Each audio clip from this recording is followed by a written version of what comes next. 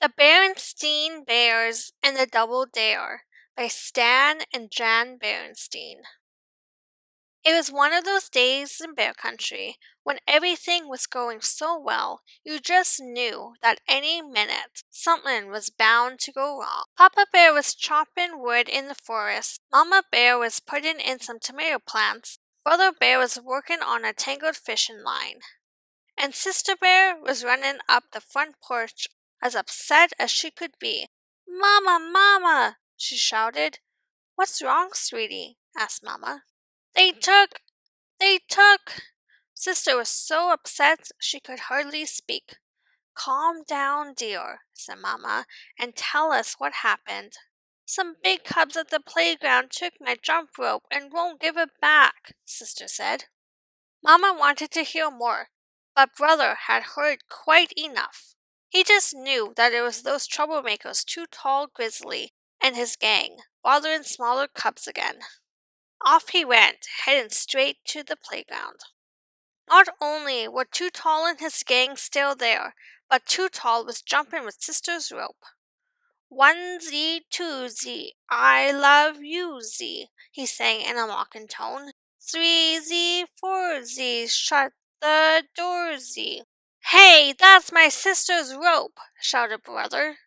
"Give it back, you big oof!" "Or what?" snorted Too Tall. "Or I may have to cut you down to size," said Brother, reaching for the rope. "Go ahead and try it," said Too Tall, keeping the rope away from Brother with one hand and holding him off with the other. "You know what they say, yuck, yuck, yuck, yuck, yuck," he added, chuckling at his own joke. "Half an oof is better than none." When the gang joined in the laughter, Brother got angrier. He forgot about the rope and began swinging wildly at Too Tall. "Why don't you stop bothering my sister," Brother said, "and pick on someone your own size?"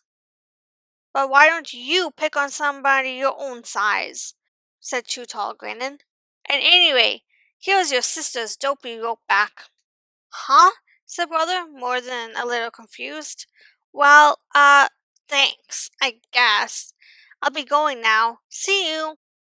"Hey, wait a minute," called Too Tall. "I might be able to use a cub like you.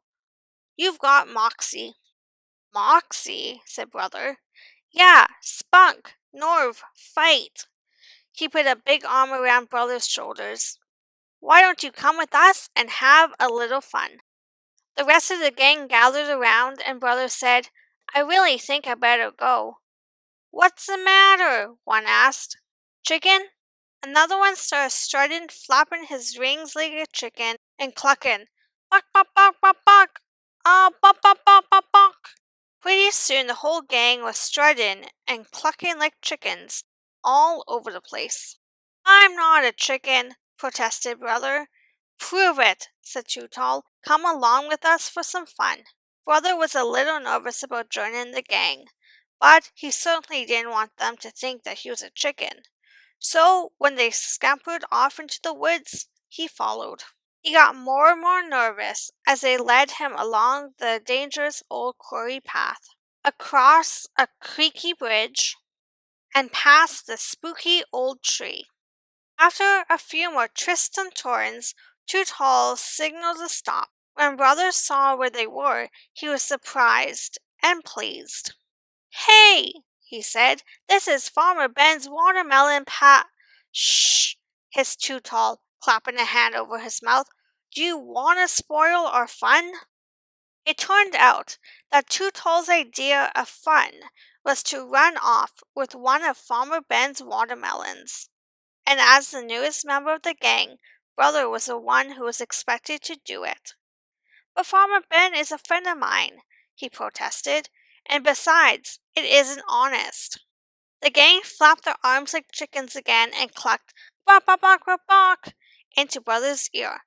"I'm not a chicken," Brother insisted.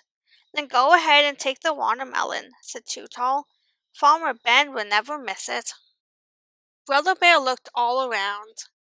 Ben was nowhere to be seen, and it was sort of exciting to be in the gang. "I dare you," said Too Tall. Brother didn't move. I double dare you, said the gang. Brother still didn't move. D double dare you, said Too Tall and the gang. The D double dare did it. Ever so quietly, ever so carefully, Brother Bear crept through the tall grass, through the fence, and past the no trespassing private property sign, and picked out the biggest, fattest, greenest watermelon in the patch. Then he broke off the stem, picked it up, and "Gotcha, you thieving varmint!" shouted a voice. Too Tall and the gang ran away, leaving Brother Bear holding the watermelon. Farmer Ben had been hiding in the cornfield. When he saw who he was holding by the collar, he was almost as surprised as Brother. "Brother Bear, what in the world are you doing with that watermelon stealing Too Tall?" At first, Brother was so ashamed that he couldn't answer. But then the whole story came tumbling out.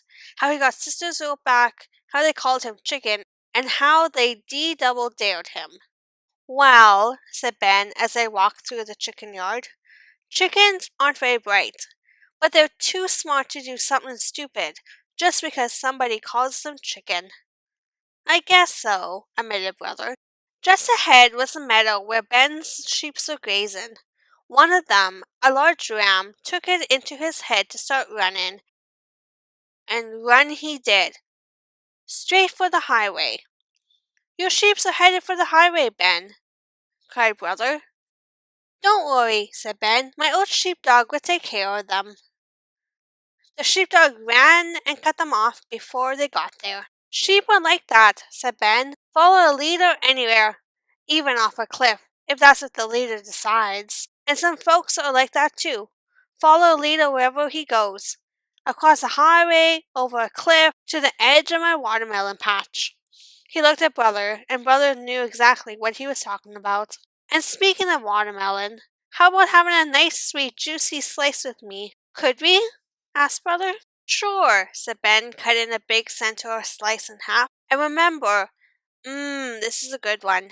Being part of a group is okay, and maybe even having a leader. But you always have to think for yourself, especially about important things, like what's right and what's wrong, and what's safe and what's dangerous." "I'll remember, Ben," said Brother, "and thanks for the watermelon."